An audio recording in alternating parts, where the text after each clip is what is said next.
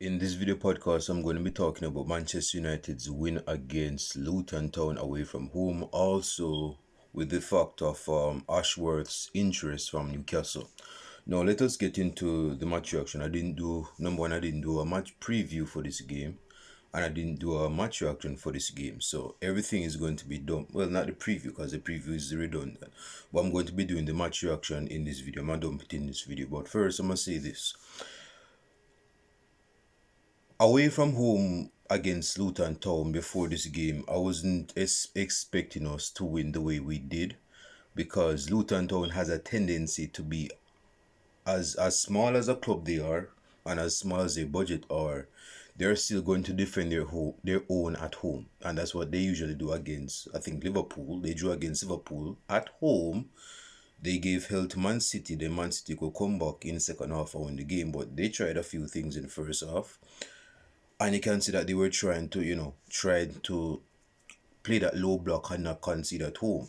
So at first glance, I was thinking that Manchester United wouldn't get away with getting 3 points, but Manchester United proved me wrong, got the 3 points. Now, in the game that Manchester United proved me wrong and won this game 3-1, no, actually 2-1, Rasmus Hojlund. Rasmus Hojlund, the goal scoring firing machine at the moment for Manchester United, has netted his 13th goal in our competition. Now, understand this.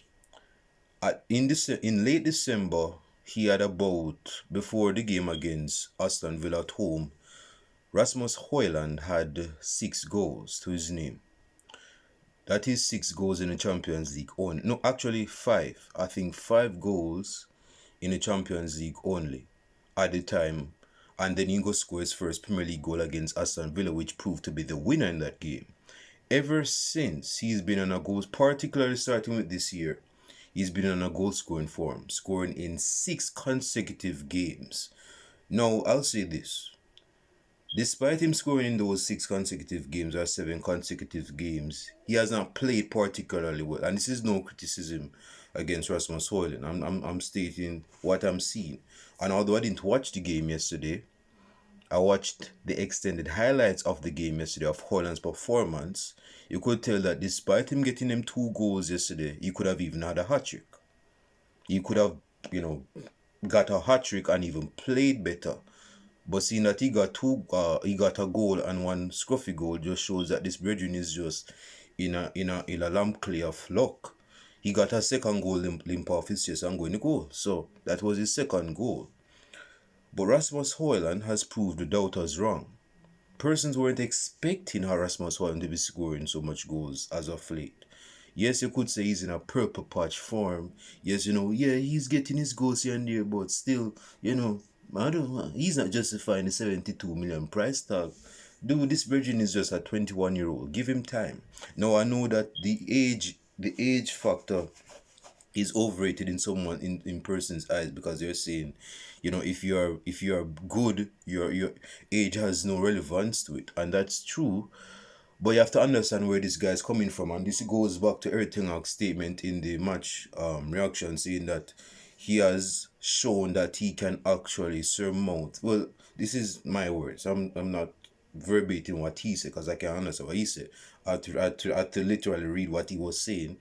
But basically what he's saying is that Rasmus Hojlund, despite him not scoring in his first 16 games in the Premier League, he needed the support to actually, the resilience to actually come out of that adversity.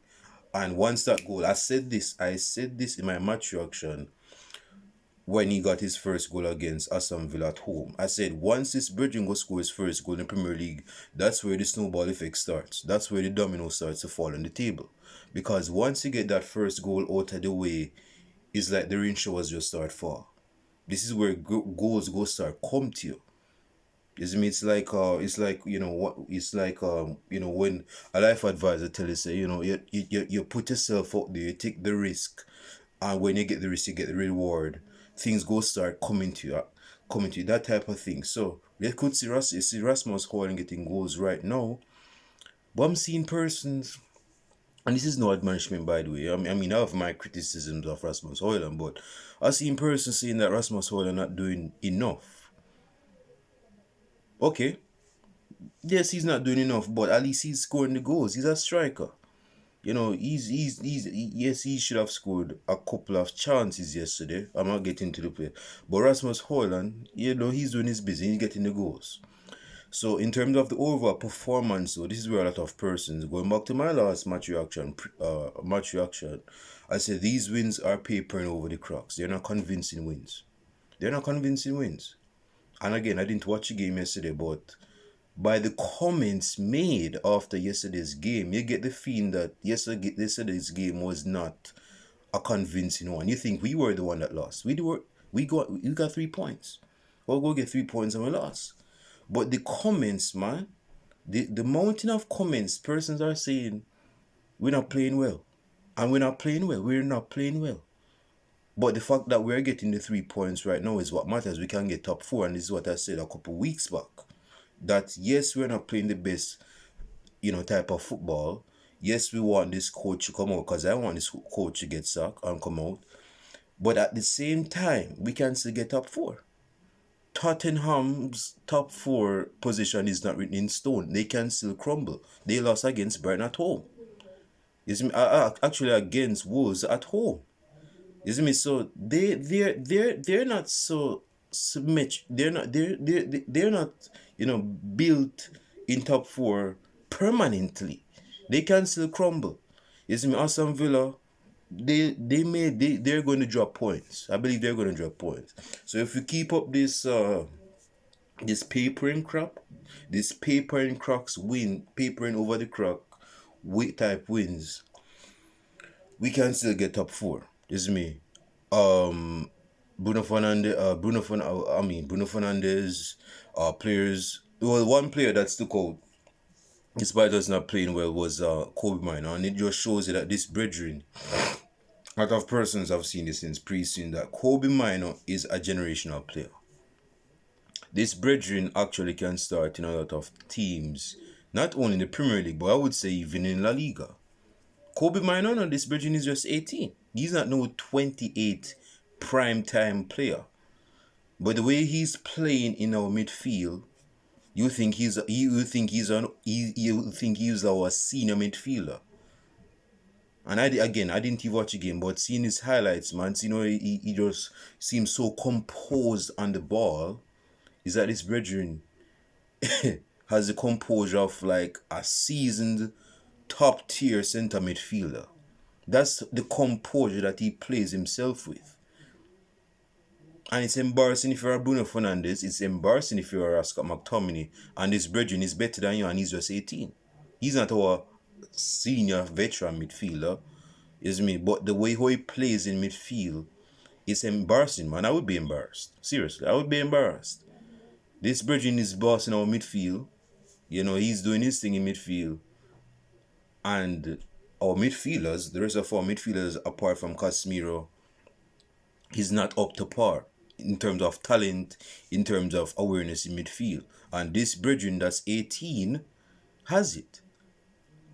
It just shows you that he's just I wouldn't even say a complete midfielder, but he can get there.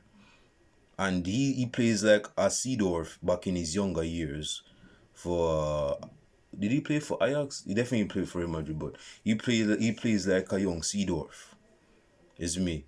He plays like a young Seedorf, man. Just how composed he's on the ball. It's second to none in our squad. So basically, as I wrap up this segment of the video, we got the 3 points against Luton Town. We got the 3 points. Yes, we conceded a scruffy goal on honor. Didn't get no clean sheet. But we still got the win. We move on. There's going to be still be negativity of criticisms, comments, how we performed. But yeah, I get that. But at the same time, we're getting the 3 points. Yes, it's papering over the cracks. Is me. And again, I want this manager out more than anybody. Is me, but we still need wins. Just because we want this manager to get sacked doesn't mean that we shouldn't want to win, because we're trying to prove a point that this Belgian is trash as a manager. No, we don't need to be doing that to prove no point. He's trash anyway. But the fact is, this is Manchester United, and we're in touching distance of top four. We can get top four spot. So anyway, that's all I wanted to say on this segment. Oh yeah, going to so the next piece of news is that Dan Ashworth from Newcastle. It just shows that we have a bully mentality, and this is what top tier businesses, top tier clubs do, man. If they want something, they're going to get it. They have a Christopher Columbus mentality. They have an entitlement mentality. They believe that you belong to us because we are the most valuable club in England, which we are. We're the most valuable club in England, and because we're the most valuable club in England, we should aspire to get the best. Now, this brave from Newcastle, Dan Ashworth, sporting director. Manchester United is looking to lure him in to be the sporting director for Manchester United in terms of the football operation. So Ineos is looking to actually get this brethren into the club to sort out the football stuff so that we can get the ball ticking. We can actually operate like a football club. And hell, we haven't operated like a football club since 20. Man, it's been a long time. I can't even remember, but it's been a long minute, isn't me? And I don't know much of this guy. I believe he has his credential. I believe he has his know-how and how to operate in this football realm. So he's no knucklehead. He's no novice. And Sir Jim Ratcliffe is looking to lure him into his fold of the football operations. But this is what the CEO of Newcastle said. They're basically saying that they're disappointed that he's actually looking to jump ship to go Manchester United. Why are you disappointed? I thought you guys had it down. I mean, you guys have a lot of money. You guys can get any, not any, but you guys can get a reasonable, decent sporting director. So why are you disappointed? What are you disappointed about? You guys have money more. You guys have more money than the president of the United States. Man. What are you guys worried about? I don't get it. But hey, man, we just take what we want, and if your sporting director wants to come to us, then that's what's gonna happen. We want him, so we're gonna take him. Is me. That's just the bully mentality of Manchester United. We go. I mean, we took the football guy from Manchester City. Well, he wanted to come here, so and we took him anyway, even if you don't want to come here. So we go take him. So you don't think we can take Dan Ashworth? We took Ashworth, man. He's worth coming to Manchester United. So these are the type of football guys we need at our club, man. And as furious as they are furious. It's reported that Newcastle officials were furious by United's approach for Ashworth. Dude, this is Manchester United. This is not Preston North End. If we want your guy, we're going to get your guy. Enough story. There is no coming back. That's what it's going to be. There is no coming back from it. So you can be furious until you're red in the face. If you're interested in your guy and he has good credentials and he know what he's doing in his realm, we're gonna take him. We're gonna take him. That's what we're gonna do right now. So even though he's on he's basically Newcastle is basically saying that Ashworth is an official at Manchester United, yet, but the interest is there to bring him to Manchester United. Dan Ashworth is on this, as some person would say, he's on the shelf right now. He's not active in terms of his work at Newcastle because of the interest at Manchester United. Is me so? He's on this on the shelf, and also who's going to leave Manchester United is our first team coach. Maybe leaving is Eric Ramsey. Now he's got attracted to Minnesota United from the MLS. It just shows that we're making progress. There are changes, action is taking place, which means that, like I said, man, hey, this is Manchester United. We are Manchester United fans. We know what we have been through for the last 10 years. We should not be fooled by these moves. But at the same time, you cannot be telling me that you're not positive that these changes are happening or taking place right now in front of your eyes. I'm not saying that you should go complete bananas and say we go win the Champions League now just because we're getting these changes. What I'm saying is that these changes are proving that we're going in a positive direction when it comes down to football. When was the last time we were making these moves? I can't even recall. So right now, so you get the feeling that everything is not going to, again, bro. I've said this. You get the feeling that everything is not going to survive the chopping board in the summer if he's not sacked from now on to the end of the season. And I don't even think he's going to get sacked for now, given the results we are getting right now. But at the end of the season, you get the feeling that Sir Jim Ratcliffe and his people, they're going to remove everything up because everything is not getting these football guys, man. Everything is going to lose his influence in terms of the transfers.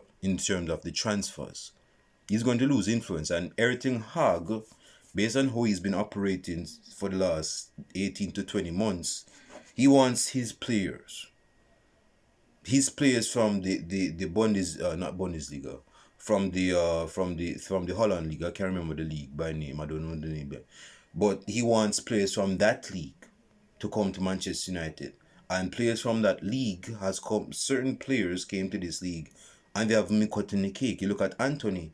Anthony's proven to be one of the biggest flops in the Premier League. You look at Mason Mount from Chelsea. This Bridging played in Holland, for a loan, I believe, from Chelsea. And everything I'm going to bring him to Manchester United. And he's not been at the races at all. You look at Onana.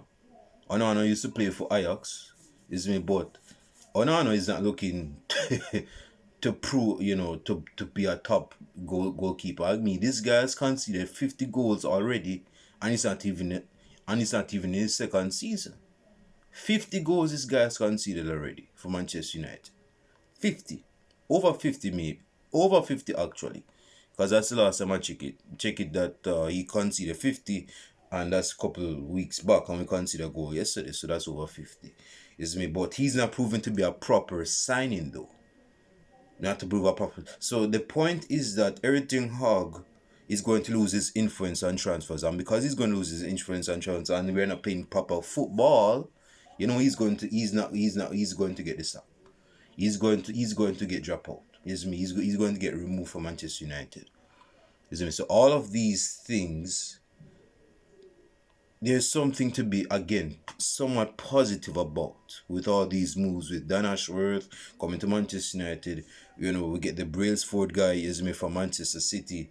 The Jean-Claude guy, I can't remember, that used to be at Juventus, PSG, Barcelona, whatever. You get the feeling that we're making moves, man. You can't. I understand that you're putting on some of you Man United supporters, not all of you guys are putting on fronts, and I understand where it's coming from. It's coming from a place of insecurity because they don't want to get hurt. We have been through this situation already where we bought into a progress, I should have said, or a process. We trust the process, and they done us over. They played with us and it wasn't successful. So understand where this is coming from. It's a defensive mechanism. Understand, you don't want to put your emotions out there saying, oh yes, we're going to win the Champions League. Oh yes, we're making change. Oh yes, we're going to get Mbappe. We're going to best. I'm not saying that, but at the same time, man, they can see that we're making progress. We're making progress. So there's at least, you can be at least positive. And like I said, for me personally, I'm being positive from a step back. I'm saying, all right, boom, they're making their changes. That's good. But I must sit back and see what go on. I'm not going to be heavily invested and thinking that we go win the Champions League next season. If we do, and we even, there's a chance we don't even get Champions League. So we go in the Champions League next season if we don't get no Champions League. So we need to see how this goes until the summer. The summer is going to be the biggest talking point for Manchester United. The players we're linked with, the moves we're making, the sacking of the manager. All of these things is something to look forward to in the summer. The coming back of Jadon Sancho, them removal of some of these players in the squad. There's something to be positive, man. Again, a degree, what is it? A small degree of positivity. That's all. I'm not asking you guys to be is me over the top like, oh yes, Manchester United from the 90s and the early 2000s are gonna be Batman. This is Sir Alex Ferguson Manchester. I'm not saying all of that, man. But at the same time, seeing the progress, the progress you're making, you just have to be. I mean, I'm not saying you have to be, but again, there's progress being made. That's all I'm saying. That's all I'm saying. Um, Let me see if there's something else I'm gonna talk about. Cause hell, I'm on fire right now. I feel like talking for an hour, man. To be honest with you guys. But if you have watched up until this moment, like and subscribe to the channel. By the way, let me know in the comments below on how you see this Ashworth guy making again, bro. This is not the Messiah or Savior to just come in and make things just happen like that, and we win this. No, but it is a progress. There are pieces of the puzzle, and he's one of them pieces on the puzzle. Is me so. With that said, do you see us making changes again with him in being linked to Manchester United from Newcastle? You see us making progress with him being under the reign of Sir Jim Ratcliffe in terms of football operations. You see us making progress. And if you're one of these Manchester United fans, we're not going to make no progress. If you're coming somebody in the comment section, I understand your skepticism. I'm skeptical as well. Because again, we have been played with. As Malcolm X have said, we have been bamboozled. Our emotions have been played with. We have been manipulated by this club. So I understand the skepticism. It comes from a place of insecurity. And I want to put up a front saying that I don't believe in this process. I have to see more to be, convinced. I get it. I get it. I get it. Again, I'm like that. But I'm more, even if I get hurt, God forbid, even if I get hurt, after even showing some positivity, at least I can say that we have made action has been taken place. It's all good when you hear of these sweet talk and making moves, we're making getting whoever. But if there's no action taking place, no changes, no moves, man, so yeah, man. So I mean, man, yeah, again, man. Hey. Newcastle can be all pissed off all they want, cause Manchester United go take who they want. Now, the next piece of news I want to talk about before I wrap up this video, man, I want to talk. It says here that Ashworth's offer won't break bank. What are you guys talking about? Let me see what this is. What this is. What is about? Let me check something. Yeah, bro. So again, like I said, I know I'm beating the dead horse by repeating this, but we're making a few changes, isn't me? So it says here that Man United offer for director Ashworth won't break bank sources. What are you guys talking about? What do you guys mean by that? So it says here, Man United have made a formal offer, that's basically official offer, for Newcastle sporting director Dan Ashworth, but are not willing to pay what they believe to be excessive compensation for his services.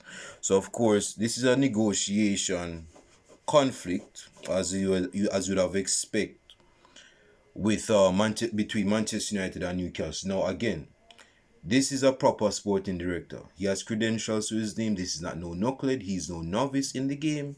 He's been around the block a few times to know what's up. So this guy knows what he's doing. Newcastle ain't go let go this guy for free. Not on the cheap. So they're trying to play hardball with us.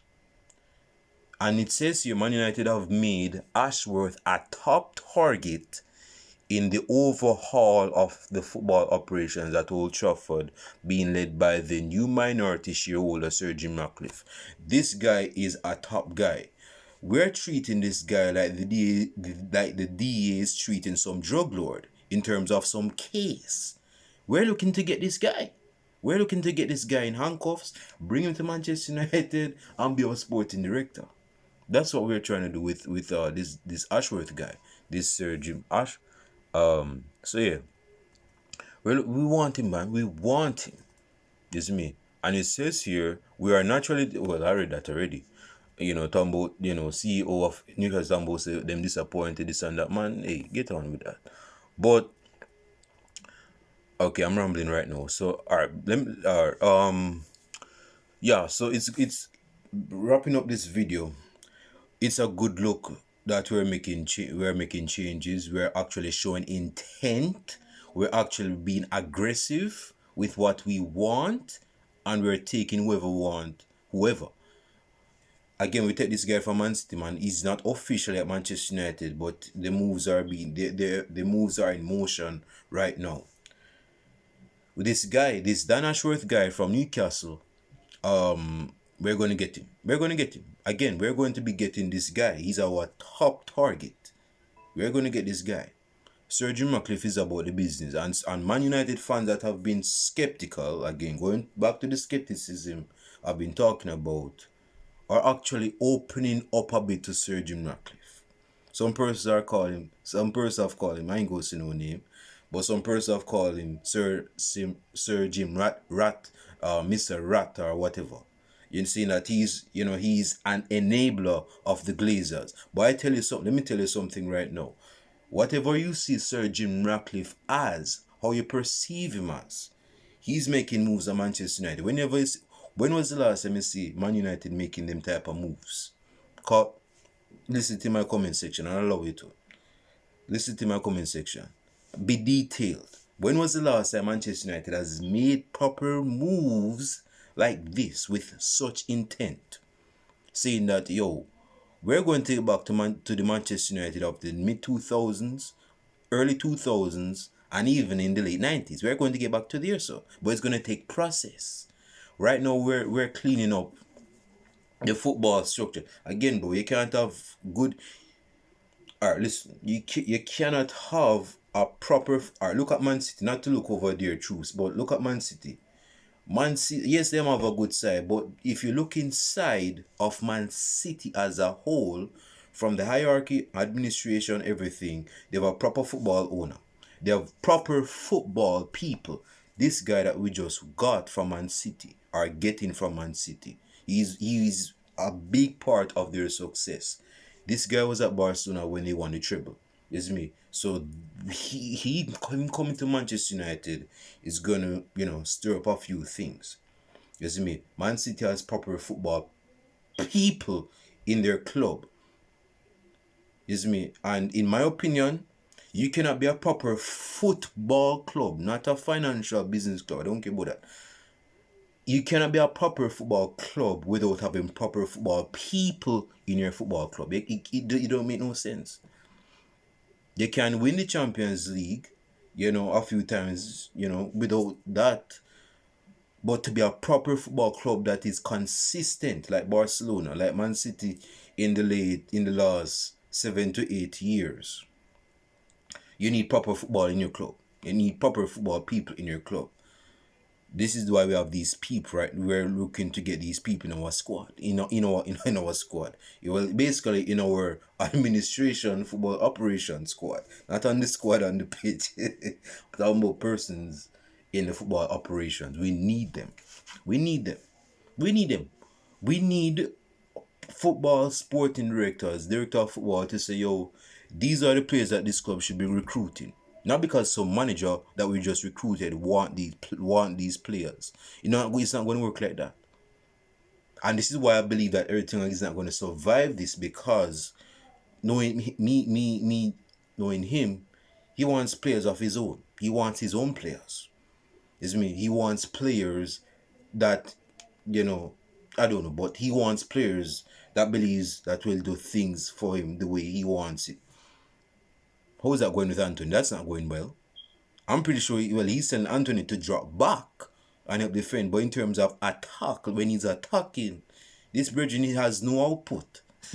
he holds on to the ball, but he has no attacking intent. He has no killer instinct in him. He's just a snail, man. That's all he is. He's a snail. So that's why, among other reasons, man, that's why I believe that everything he's not going to survive the chopping block in the summer. He's not going to survive it. He's going to get executed. You see me? But we have to just continue with all these moves, man. I can't lie to you. I'm positive. I'm positive, not very positive, saying, "Oh yeah, we're going to do this."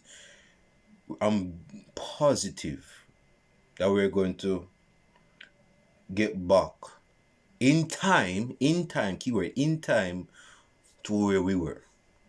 Is me. And persons are scared to make these claims because they don't want to be proved wrong, and they don't want criticism to lay on them front door, saying that, oh, look at this delusional Man United fan. Tambo say Manchester United go come back. Dude, we're making progress. I believe in the progress. I've been hearing the progress for 10 years now, since 2013 after Sir Alex Ferguson, but this is the first time ever since where I felt actually we're looking to do the business. We're looking to do the business. We're looking to do the proper business. Leave your comments down in the comment section. That's all I'm going to say on it. Yeah, man. I'm very. I have a smirk on my face, thinking that yeah, we're making progress. Yeah, yeah. Leave your comments down in the comment section. Like and subscribe to the channel. I believe we have a game against. Hold on. I believe we have a game against Fulham tomorrow or Wednesday. Hold on. Everton playing. No. I ain't talking about that. Manchester United. Yeah, we have a game, I believe, soon enough. We have a game on Saturday against Fulham, so it's not on Wednesday. Liverpool plays on Wednesday. So yeah, man, that's So yeah, I'll be doing a match reaction Friday.